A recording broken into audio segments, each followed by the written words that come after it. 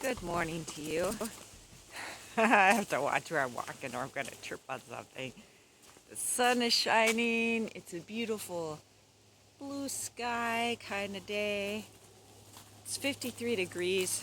It's supposed to, I don't think it's going to get as warm as it did yesterday. It rained overnight, rained and poured, but today is a bright sunny day.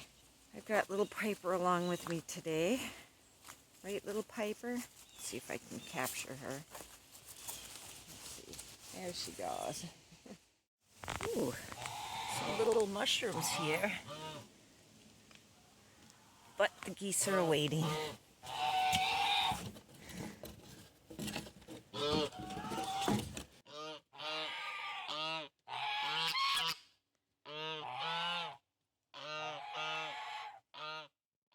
It's a wet morning here, and we find Dutch outside working again. Today, I believe he's working on our van. What you doing there? Cleaning the intake, getting ready to put it back on the engine with new gaskets, and I also have a new replacing the poppets. The poppets? Yeah, the poppets were in there before. They don't last that long, he says, as he's walking away. These work on pressure and they release fuel when there's pressure there, but It's a poppet? That's the name of it? that's yeah, they pop. They pop open and then they release the fuel, spray it in there. Okay. So I'm replacing it with a true injector. It's got a there. A true injector? Yeah, this is not a true injector, it's a poppet. What's the These- difference? These are controlled electrically. Oh. Pressure is there, and then when the electric opens it up here, then it sprays out there. So these are what they went to after the poppets were failing too quickly. Okay. So And all you have to do is replace that part. There's nothing else you have to change on it? no, the electrical connection is the same. Oh, okay. So the fuel lines go in here, and then there's a plug that goes in there, and that's the same plug that was on there. So there's no change with that. Yeah, so instead they have the switches are inside here, whereas this is goes out to the injectors at the, Okay. at the sun. And that big thing will fit in the same spot where that This poppet goes in was. here like that. Okay. And there's 8 of them, one for each cylinder. Huh. We'll check in on you later. See how you're doing. I meant I'll check on him later and take you guys with me. Dutch never warns me when he's out there working on stuff. So I just happened to be going out to the garage to get some more eggs. And I saw him out there. So I thought I'd see if we could get an update on what he's doing. And me, I'm just doing some baking this morning. I'm trying my hand at making some low-carb crackers. I've done it before, so I made a batch and followed the recipe that I had from before, and then I made a second batch, and I said, let's see if I can shake this up a little bit. So I tried something different, making it low-carb and lower fat than the original recipe I was using. We'll see how that goes. Hopefully that goes well. I like to have them. The crackers are nice to take on a drive when I just want something crunchy to crunch. Yeah. And not that I'm planning any drives anytime soon. Oh, strike that. We'll reverse. I am planning a drive on October, the first weekend of October. I want to drive up to Lake of the Clouds. It's going to probably be just past peak for the leaves. Maybe not. That's the projected date. It's also the 1 year mark from when my son died. And I said, I don't want to be home. I don't want to be in the same place I was when I got that horrible phone call from the hospital. So, and our mad dash to the hospital. I said, let's go to Lake of the Clouds. It was a place, my son, he was there. I'll tell the story sometime. Okay, back to baking. Okay, first I'm going to make a chocolate brownies. See, I've got my recipe for sugar-free brownies, and then I'm going to make some brownies from this cookbook. I have a favorite recipe in here somewhere. Anyway, I probably shouldn't be showing this. Oh, this one. Hershey's Best Brownies. That's the one I'm gonna make. That way we all get to enjoy brownies at the same time. Yep. Okay, now this is the batch of crackers that's getting ready to go in the oven. And I have some already in here. See, these are from my original recipe. And I wanna make sure they're nice and crispy. I mean, they're okay when they're still kind of soft. The oven is 350 degrees. These look like they're done, so I'm gonna pull them out. And then I will swap pans here.